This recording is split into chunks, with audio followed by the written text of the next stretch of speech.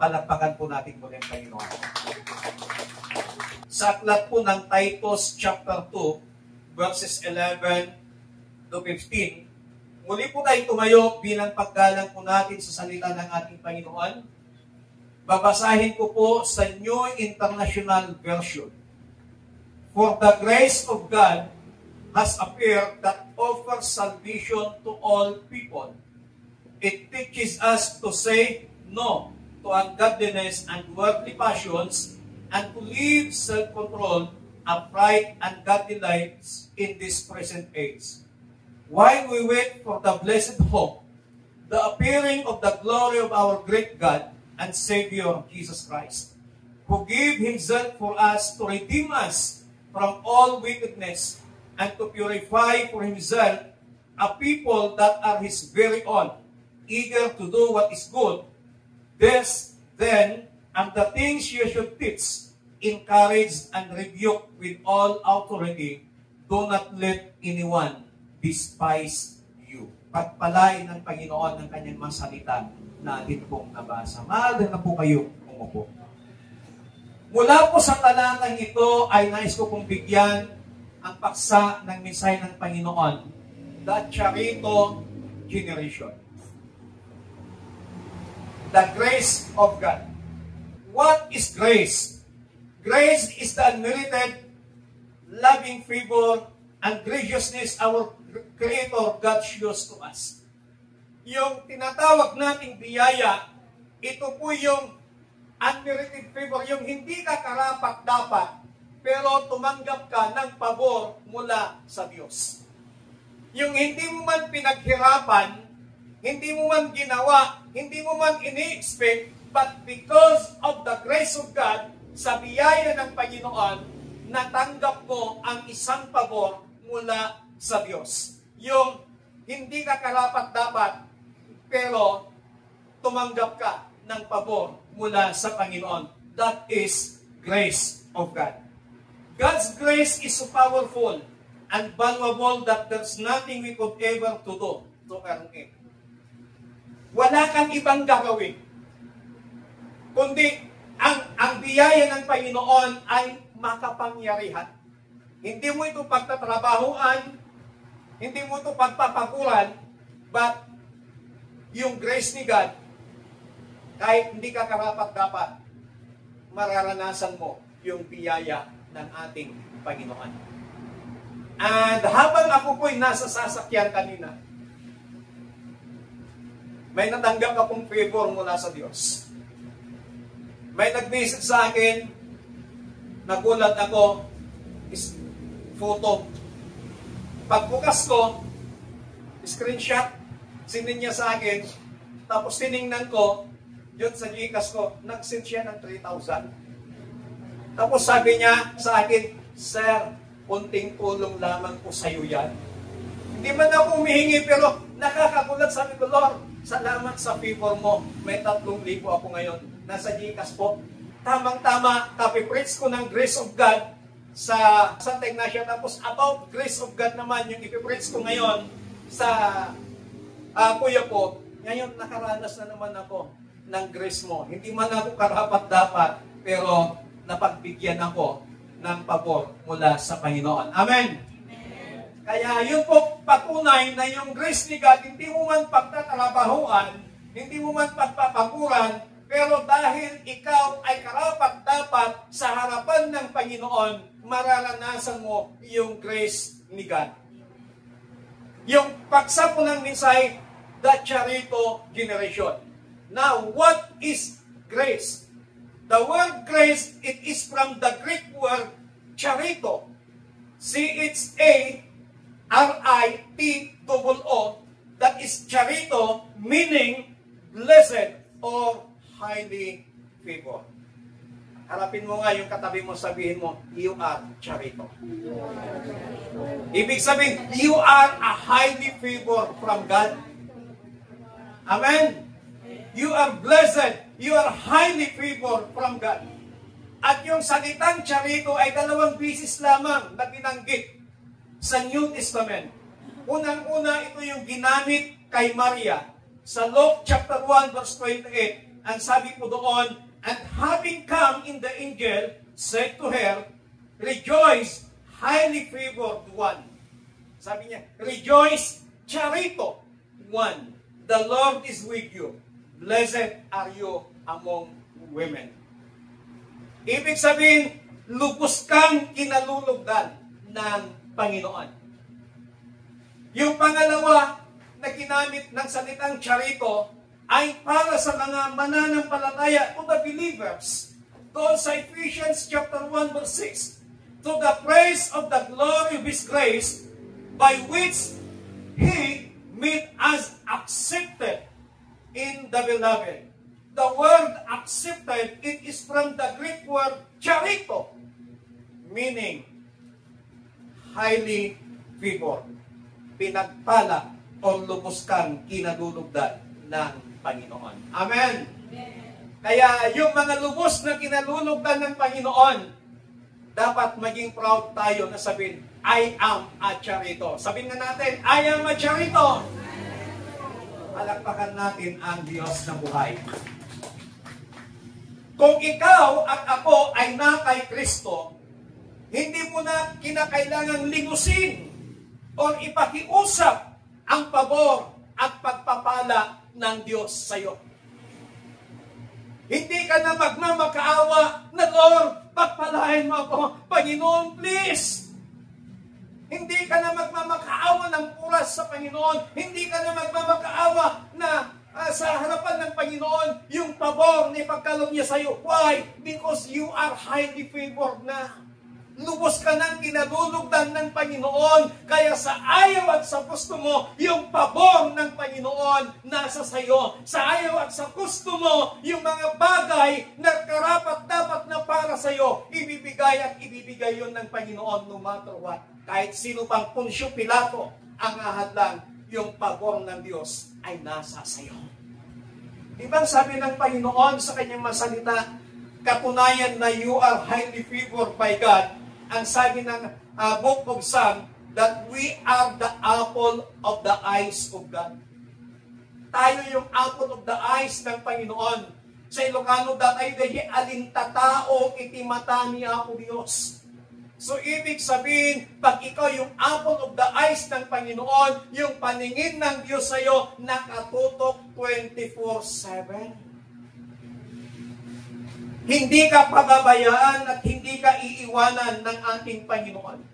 So dapat nating paniwalaan na sinasanay tayo kasi o nasanay kasi tayo sa filosofiya ng mundo na to see is to believe. But the philosophy of the Bible, believe and you will see. Ang sinasabi ng tao ng mundo, pag hindi ko nakita, hindi ako naniniwala. But ang sinasabi ng salita ng Panginoon, maniwala ka muna bago mo makita. Amen? Laging magkasalungat ang prinsipyo ng mundo sa prinsipyo ng salita ng Panginoon. Anong sabi ng salita ng Panginoon? Then Jesus said sa John chapter 11 verse 14, did I not tell you that if you believe, you will see the glory of God? Hindi ba sinabi ko na sa inyo, sabi ni Jesus, na kung kayo'y maniniwala, makikita nyo ang kalwalhatian ng Panginoon. Kaya tayo po ay mga charito, mga labis na kinalulugdan ng ating pong Panginoon. But the question is, how do we know that you are a charito? Paano mo malalaman na ikaw ay labis na kinalulugdan ng Panginoon? There are 4 evidences that you are a charito. 4 na ebidensya na ikaw at ako ay labis na kinalulugdan ng ating Panginoon. Number 1, Ephesians chapter 1 verse 3. Blessed be the God and Father of our Lord Jesus Christ, who has blessed us with many or with every spiritual blessings in the heavenly places in Christ. You are charito in Christ. Ikaw ay pinagpala dahil kay Kristo. Hindi ka pinagpala, you are not blessed, or you are not charito dahil sa napakabait mong tao. Dahil matulungin kang tao. Pero ikaw ay charito, ikaw ay lubos na kinalulugdan ng Panginoon dahil kay Kristo. Amen? Yung ginawa ni Kristo, sapat na yon para tayo ay labis na kalugdan ng ating Panginoon. Because of Christ, we are blessed. Because of Christ, we are charito with spiritual blessings in heavenly places.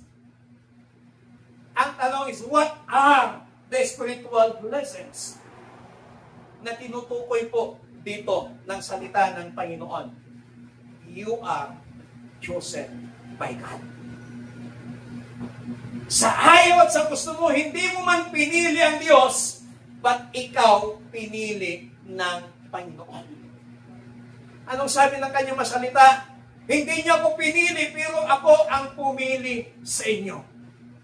So you are chosen by God. That is spiritual blessings. You are not an accident. God chose you with love and purpose before you were born. Jeremiah chapter 1 verse 5. Bago pa tayo likhain ng Panginoon, o bago pa tayo mailagay sa sinapupunan ng ating mga magulang, ng ating mga nanay, ang sabi ng salita ng Panginoon, I form you, I choose you. Wala pa tayo, pinili ka na ng Panginoon. Kaya hindi ka aksidente kung bakit narito ka ngayon sa ibabaw ng lupa. Sabihin mo nga sa katabi mo, you are not an accident. Kaya yung mga kabataan, yung mga tao na nakakaranas na sinasabi nila na pinisit ka lang, kumaidin, sikog ka. Kapsat, hindi ka aksidente kung bakit naisiling ka dito sa ibabaw ng lupa. You are adopted as God's children. We are part of God's family. You're not only a follower, but you are a child of the King. Amen? Amen? Hindi ka lamang lingkod ng Diyos. Hindi ka lamang servant ng God. But you are a child of the King. Kaya, hindi mo ba masasabing you are highly favored yun? You are a charito because you are a child of the King. Itinuring ka ng salita ng Panginoon na anak ka ng hari. Kaya sabihin nga natin, I am a child of a King. Pangatlo, na makikita natin dito na spiritual blessings, you are given a glorious inheritance in Christ. Pinagkalooban tayo ng mga kagilagilalas na mga mana dahil kay Kristo. We have a guaranteed future. We have eternal life. We have purpose and we have reward. Ginarantyahan na ng Panginoon yung magandang future natin because of Christ. Kaya huwag kang mangamba kung anong mangyayari sa bukas. Tayo po, bilang isang mananampalataya, huwag na nating tanungin sa Panginoon, Lord, ano ba yung kalooban mo sa aking buhay? Lord, ano ba yung plano mo sa aking buhay? Isinaad na, ipinakita na, sinabi na ng Panginoon yung kalooban niya, sinabi na ng Diyos yung kanyang mga magagandang plano sa ating mabuhay. Kaya dapat nating panalangin, Panginoon, tulungan mo akong makasunod sa layunin mo. Tulungan mo akong masunod yung magandang plano mo sa aking buhay. Tulungan mo akong masunod yung mga kalooban mo sa ating mga buhay. Amen? Sinabi na niya, Jeremiah 29:11, for I have known the plans for you, plans to prosper you, not to harm you. Bakit ka nasasaktan? Kasi ipinipilit mo yung bagay na ayaw ng Panginoon. Sinusuway natin, hindi tayo dumadaan doon sa plano ng Diyos. Kaya dapat tayo, kapag nanalangin tayo, Holy Spirit, give me strength, give me wisdom. na masunod, lumakad ako ayon sa kalooban at ayon sa plano ng ating Diyos na buhay. Palakpakan natin ang Panginoon. Ibig sabihin sa mga ipinakita ko po dito, tayo po ay pinagpala na ng Diyos. Kailangan lamang natin makita ang ating mga sarili sa refleksyon ng salita ng Diyos sa mata ng pananampalataya na ikaw ay pinagpala na ng Diyos. Pinagpala ka na ng Diyos. Hindi ka pagpapalain dahil kay Kristo, kundi pinagpala ka dahil kay Kristo. Amen? Marami tayong naririnig na pagpapalain ka dahil kay Kristo. No, pinagpala ka na dahil kay Kristo. Pag sinabi natin pagpapalain, future tense. Pag sinabi natin pinagpala, past tense. At kapag sinabi natin pananampalataya, yung may kakayahan tayong makita o paniwalaan yung realidad ng bagay na hindi nakikita o nararamdaman ng ating mga buhay. Napakaliwanag po yung sinasabi ng salita ng Panginoon na dahil kay Kristo, ikaw ay pinagpala. Ano pong sabi ng Mark chapter 11 verse 24 sa Magandang Balita Biblia? Kaya't sinasabi ko sa inyo, anuman ang inyong hingin, present tense, anuman ang inyong hingin ninyo sa inyong panalangin, maniwala. Pag sinabing maniwala, present tense, maniwala kayong natanggap. Past tense, na ninyo iyon at matatanggap nga. Future tense, nga ninyo iyon. So, titingnan po natin yung mga sinasabi ng salita ng ating Panginoon. Maniwala, present tense, na natanggap na nga ninyo iyon. Past tense. Kaya kapag tayo nananalangin, maniwala ka na yung pinapanalangin mo, natanggap mo na. At sabi ng Biblia, yun nga ay iyong matatanggap. Palakpakan natin ang ating Panginoon.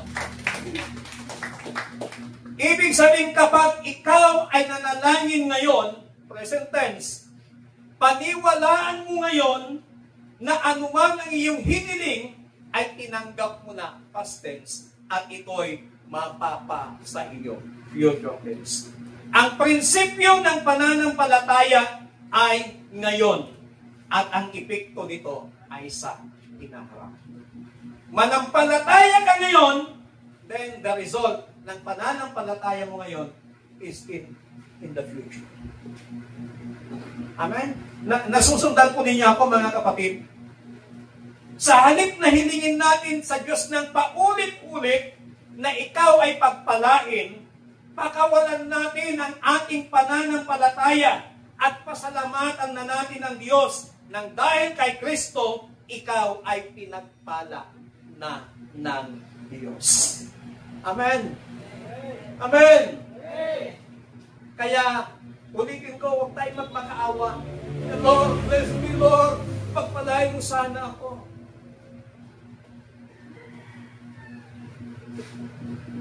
Pakawalan natin ang ating pananampalataya na tayo nga ay pinagpala na ng ating Panginoon. Napakaliwanag yung kanyang sinabi that we are blessed, we are charito because of Christ. Pangalawang ebidensya that you are a charito. 2 Corinthians chapter 8 verse 9. New International Version. For you know the grace of our Lord Jesus Christ, that though He was rich, yet for your sake, He became poor, so that you through His poverty might become rich. You are abundantly charito in Christ. You are abundantly blessed in Christ. Hindi kaila sa inyo ang kagandahang loob ng ating Panginoong Jesucristo na kahit na mayaman ay naging dukha upang maging mayaman kayo sa pamamagitan ng kanyang pagiging dukha. So you are abundantly blessed in Christ. You are blessed not only in spiritual but also in material and financial. Hindi ko ibig sabihin na lahat tayo ay magiging bilyonaryo. Kasi lahat naman dito wala pong kontraktor.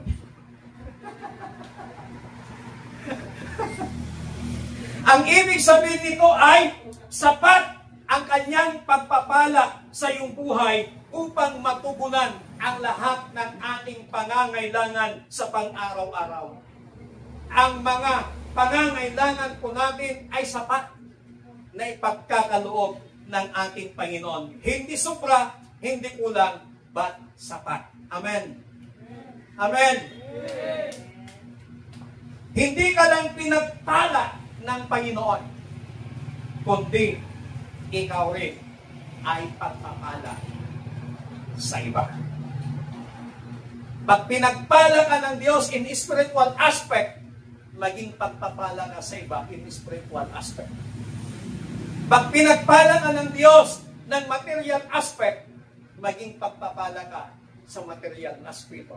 Pag pinagpala ka ng Diyos ng financial na aspeto, maging pagpapala ka sa financial na aspeto. Ganon lamang po yung prinsipyo ng salita ng ating Panginoon.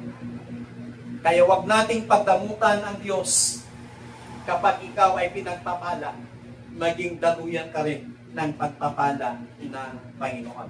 2 Corinthians 9 verse 8, magandang balita, Biblia, magagawa ng Diyos na pasaganain kayo sa lahat ng bagay at higit pa sa inyong pangangailangan upang sumagana kayo para sa mabubuting gawa.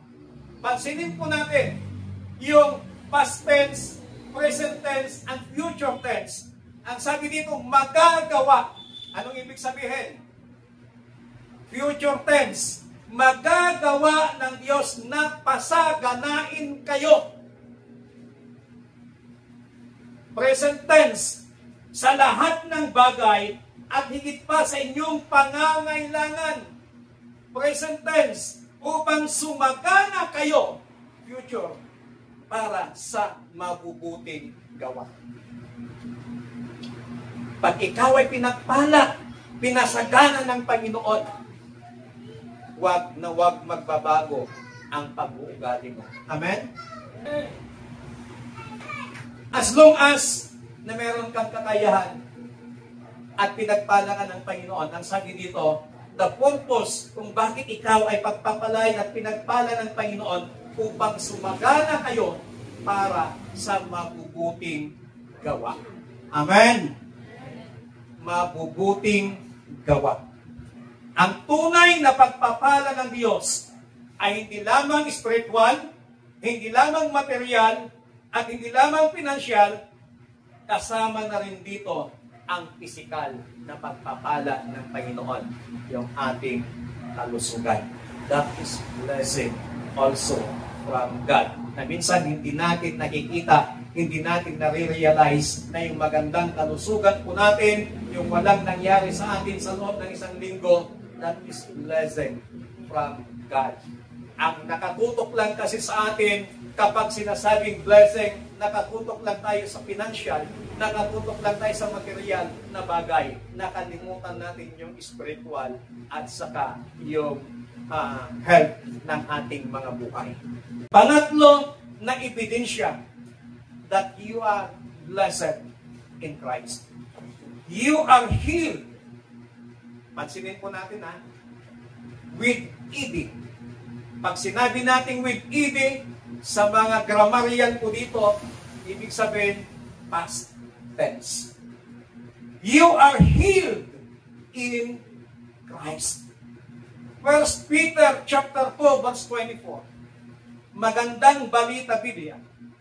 Ang sabi po dito, sa kanyang pagkamatay sa cross, pinasan niya ang ating mga kasalanan upang tayo'y mamatay na sa kasalanan at mamuhay ng ayon sa kalooban ng Diyos, sa pamamagitan ng kanyang mga sugat, kayo'y pinagaling. Hindi niya sinabing, sa pamamagitan ng kanyang mga sugat, kayo'y gagaling. Hindi niya sinabi na, sa pamamagitan ng kanyang mga sugat, kayo'y pagagalingin. Kundi ang sinabi niya, sa pamamagitan ng kanyang mga sugat, kayo'y pinagaling. So, hindi pa tayo na ipapanganak because of the sacrifice of Jesus Christ doon sa krus ng Kalbaryo. Dahil sa latay ng kanyang mga katawan, tayo po ay pinagaling na sa ating mga karamdaman. Amen? Yun ang sinasabi ng salita ng Panginoon. Hindi po si Pastor Jod ang nagsasabi, but it is the Word of God.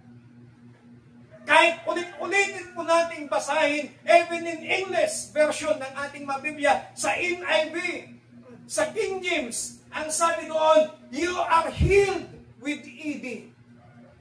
Past tense. Yung ginamit mo doon, ibig sabihin, nangyari na. So yung pagpapagaling ni Jesus sa ating mga katawan, nangyari na noon pa. Pastor, bakit may sakit pa rin ako? Bakit nagkakasakit pa rin tayo physically? Panghawakan mo ang iyong pananampalataya doon sa sinabi ng salita ng ating Panginoon. Amen? Ibig sabihin, tayo po ay magaling na. As far as concerned, you will heal. Sabi ng Biblia, past tense, not being healed, present, progressive tense, but you will heal. That is past tense. Pinagaling na tayo ng Panginoon. So, di ba, you are highly favored. You are charito kasi pinagaling ka na ng ating Panginoon pagkatapos ng kanyang sakripisyo doon sa krus ng Kalbaryo. Pang-apat, at ang panghuling ebidensya that we are a charito. Ephesians chapter 1 verse 18 to 20. Magandang balita Biblia. Naway liwanagan ng Diyos ang inyong mga puso upang malaman ninyo ang pag-asa na para doon ay tinawag niya kayo kung gaano kayo kasagana ang pagpapalang inilaan niya para sa kanyang mga banal at kung ano ang dimasukat niyang kapangyarihan na kumikilos sa atin na mga nananalig sa Kanya, ang dakilang kapangyarihan ding iyon, ang muling bumuhay kay Kristo at nagupo sa Kanya sa kanan ng Diyos sa kalangitan. You are empowered in Christ. Ikaw ay pinalakas na dahil kay Kristo. Amen? Amen? Hindi ka magpapalakas para kay Kristo, pinalakas ka na dahil kay Kristo. Napansin po natin yung panalangin ni kapatid na Pablo sa mga mananampalataya sa Efeso. Ang panalangin ni Apostol Pablo para sa mga taga-Efeso at gayon din sa atin ay mabuksan ang ating spiritual na mata at makita natin ang kapangyarihan ng Diyos na kumikilos sa ating buhay. Ang kapangyarihan bumuhay kay Kristo mula sa mga patay ay nasa atin at para sa atin. Ipinakita na ng Panginoon yung kanyang kapangyarihan. So kailangan lamang mabago ang ating isip na matuon hindi sa mga bagay na nakikita o kaya'y nararamdaman, kundi sa salita ng Diyos. Napakaganda yung prayer ni kapatid na Pablo. Naway mabuksan. Spiritual na paningin. Yung panalangin ni kapatid na Pablo sa mga mananampalataya. At kapag nabuksan yung ating spiritual na paningin, makikita natin that the power of God is in us. The devil has no power to prevail against you. Dahil sa kapangyarihan ng Diyos na nasa sa atin, walang kapangyarihan ang dyablo na mananaig laban sa iyo. Anong sabi ni Jesus sa Luke chapter 10 verse 19? Binigyan ko kayo ng kapangyarihang tapakan ang mga ahas at mga alakdan at daigin ang lahat ng kapangyarihan ng kaaway at walang makakapanakit sa iyo.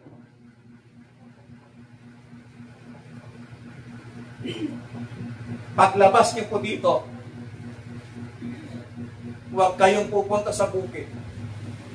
Huwag kayong maghanap ng ahas.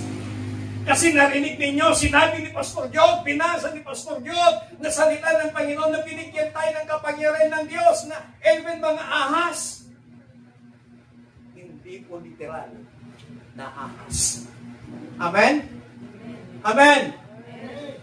Ang ibig sabihin dito na snakes and scorpions in this chapter is the power of the enemy, the power of Satan. Yung kapangyarihan ni Satanas. Hindi kanya kayang daigin. Why? Binigyan tayo ng kapangyarihan ng Diyos para tapakan ang kapangyarihan ng kaaway. The Bible says in the book of Romans chapter 16 verse 19,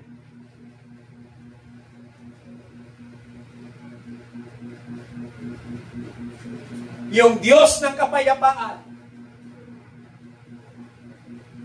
at si Satanas, sabi ng Roma, inilagay na niya sa ating paanan. So, tapak-tapakan mo na lamang ang kaaway. I-redis-redis mo kikdiya. Wala nang magagawa ang kaaway. Amen? Yan ang paniwalaan natin. Yan ang tanggapin natin. Yan ang sinasabi ng salita ng Panginoon. Wala nang magagawang kaaway. The Bible says, He's like a roaring lion. At ngar-ngar-ngar-laan, hanggang agbutan, gingar-ngar na karabsa. Kung ang roaring lang ng lion sa buhay mo, bibigyan ka ng pagsubok, ngayon makatakot ka na, ayaw mo na. No, wala nang kapangyarihan ang kaaway. Ginapina ng ating Panginoong Jesucristo. Nung siya'y namatay, napako sa krus ng Kalbaryo, nung siya'y namatay, nung siya'y muling nabuhay, tinalo na niya ang dyablo, tinalo na niya ang kaaway. That's why you are empowered in Christ. Amen? Pinalakas ka dahil kay Kristo, binigyan ka ng kapangyarihan. Dahil kay Kristo, binigyan ka ng mga himala. Dahil kay Kristo, upang sa ganon, makampanan mo yung mga bagay na ipinapagawa sa iyo ng ating Panginoon. Upang sa ganon, anuman yung mga plano, yung mga ginagawa ng kaaway sa buhay mo, hindi ka matatakot kasi alam mong talunan na mahigit 2,000 taon na ang nakakaraan. Tinalo na ng Diyos si Satanas at ngayon talunan na rin si Satanas dahil binigyan tayo ng kapangyarihan ng Panginoon para tapak-tapakan at daigin ang ating kaaway. Ating kaaway, hindi ang katabi mo. Ang ating kaaway, hindi yung kapitbahay mo. Ang ating kaaway, hindi yung taga-ibang simbahan. Ang ating kaaway, hindi yung ibang mga pastor. Ang ating kaaway, it is the devil. Amen?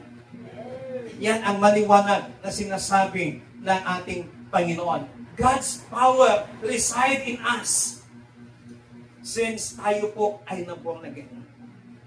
Since tinanggap mo si Jesus bilang Panginoon at tagapagligtas, yung kapangyarihan ng Panginoon ay nasa sayo na. God's power is in us to resist and overcome evil. Ano pong sabi ng James chapter 4? Marahil sabi niyo, Pastor, talunan lang kaaway, bakit marami pa rin mga Kristiyanong natatalo?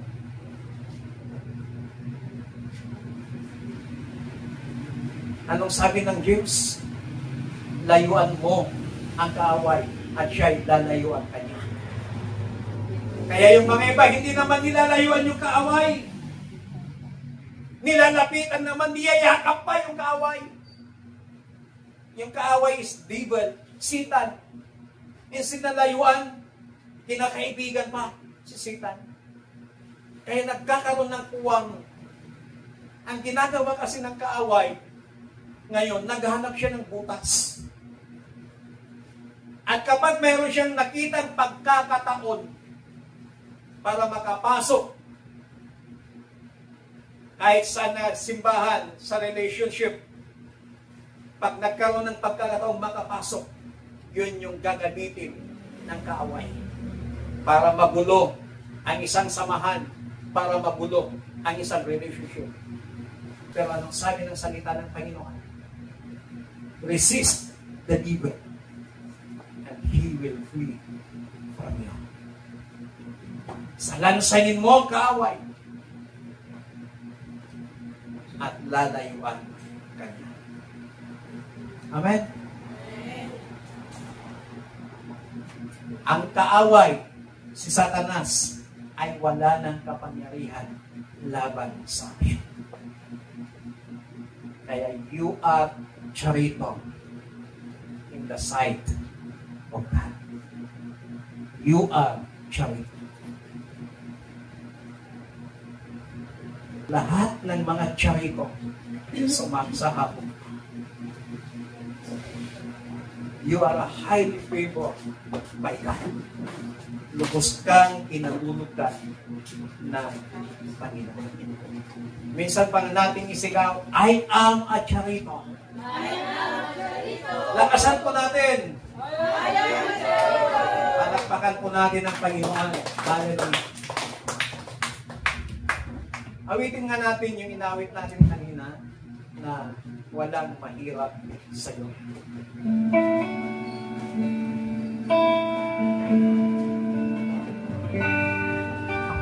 It's claim the promises of God.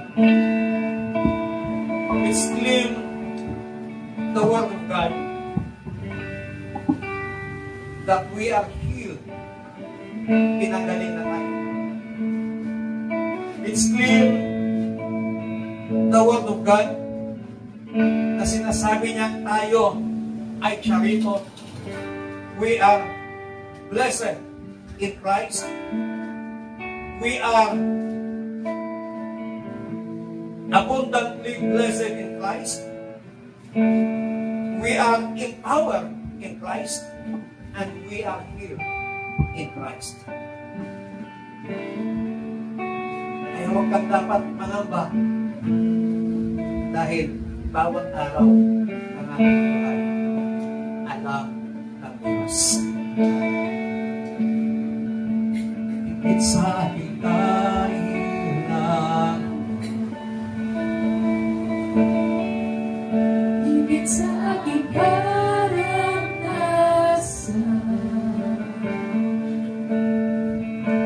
higit sa aking isipin, ay kaya mong gawin.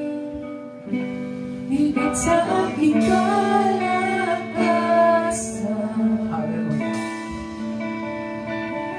minsan ay hindi napunas.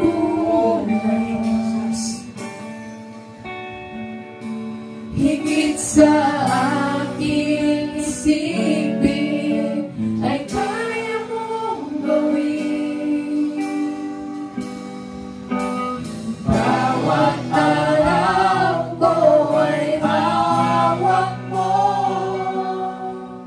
di mangangamba sa piling mo.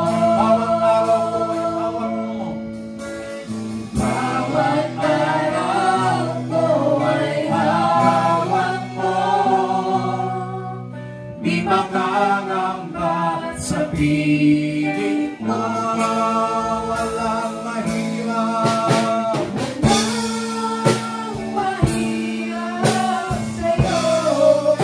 Yes, Lord. Hallelujah. Walang mahirap sa'yo. Oh, glory. Hallelujah. Ikaw ang Panginoon na makapangyarihan. Walang mahirap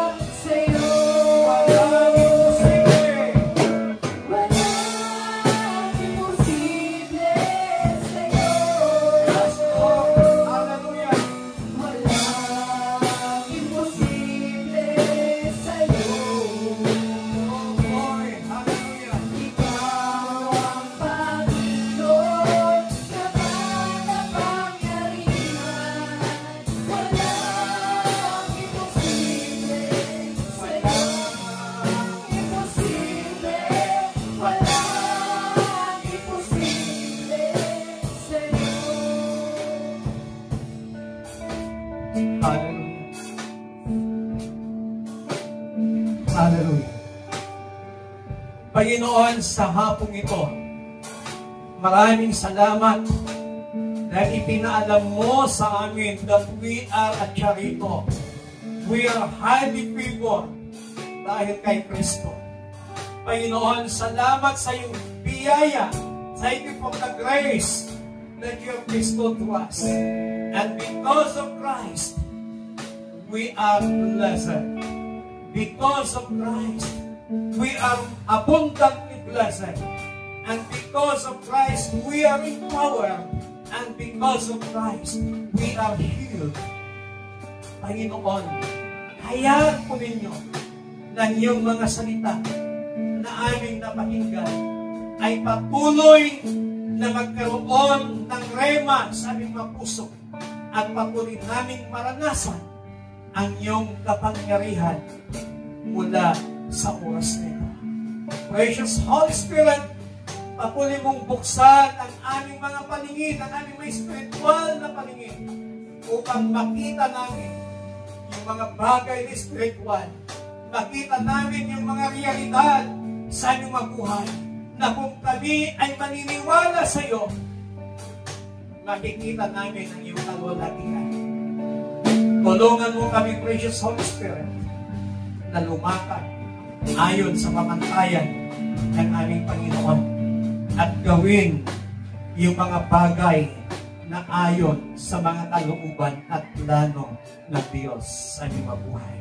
Lord, hayaan mo na patuloy mong mailagay ang kagalakan, kapayapaan sa aming mga puso na we are blessed. We are highly favored because of Christ. Salamat, Panginoon, sa iyong mga salita. In Jesus Christ, mighty name we pray. Amen. Palakpakan po natin ang Panginoon. Hallelujah.